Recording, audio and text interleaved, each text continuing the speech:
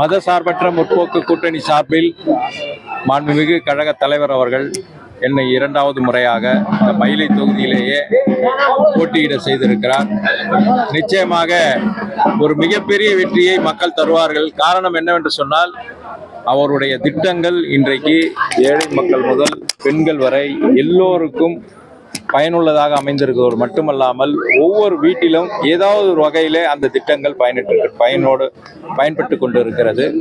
அது மட்டுமல்ல, மயிலை தொகுதியிலே பொறுத்த மட்டும் கடந்த 2021 நான் என்ன வாக்குறுதிகளை கொடுத்தோனோ இந்த தொகுதிக்கு செய்ய வேண்டியதை அதை நிச்சயமாக செய்து முடித்திருக்கிறேன் என்று உறுதியோடு நான் எல்லார்கிட்டையும் மக்கள்கிட்ட சொல்லி ஒரு புக்காக கூட படித்து ஒரு மாதத்திற்கு முன்னே வெளியிட்டு விட்டேன். ஆகவே இந்த தொகுதியை பொறுத்த மட்டிலே உதயசூரியன் மிகப்பெரிய வாக்குகள் வித்தியாசத்திலே வெற்றி பெறுவதுன்றது எந்த ஒரு அதாவது என்ன சொல்லுவாங்க ஒரு மிக ஐயமும் இல்லை. ஏனென்று சொன்னால், மக்களிடையே நான் தினமும் இது 4வது நாளாக வீடு வீடாக சென்று நான் வாக்கு கேட்கும் பொழுது அவர்களுடைய மகிழ்ச்சி எழுச்சி எங்களுக்கு ஒரு மிகப்பெரிய உற்சாகத்தை தந்து கொண்டிருக்கிறது. அந்த உற்சாகத்தின் வெளிப்பாடு தான் ஒரு மிகப்பெரிய வெற்றியை இந்த மயிலை தொகுதியிலே பெற்று நம்முடைய திராவிட மாடல் ஆட்சி 2வது முறையாக பொறுப்பேற்க போகிறது. சார், மக்கள் எந்த அளவுக்கு ஆமா, அதான் சொன்னல, நம்முடைய திராவிட மாடல் ஆட்சியின் திட்டங்கள் ஒவ்வொரு வீட்டிலும் நுழைந்திருக்கிறது, மக்கள் மனதிலே இடம் பெற்றிருக்கிறது.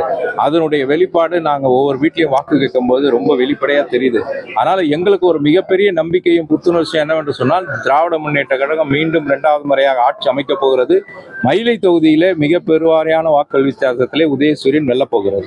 காலைல மயிலை தமிழ் சவுந்தரராஜன் என்ன சொல்லியிருக்காங்கன்னா, இந்த வேலை அந்த வேலை பார்த்துக்கிறோம் அப்படின்ற மாதிரி சொல்லியிருக்காங்க. அதை நீங்க எப்படி பாக்குறீங்க? நான் அவங்க பேசுறது ஒன்றா, அடைமொழிக்கு ஒன்றா, எதுகை மோனைக்கு சரியா இருக்கும்.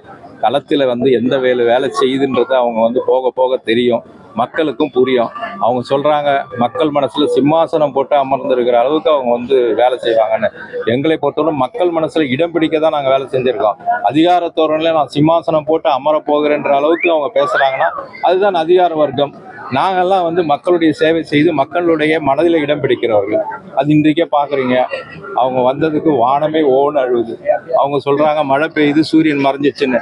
சூரியனை யாராலும் மறைக்க முடியாது. இன்றைக்கு அவர்கள் இது பண்ணியிருக்காங்க, மனு தாக்கல் பண்ணியிருக்காங்க.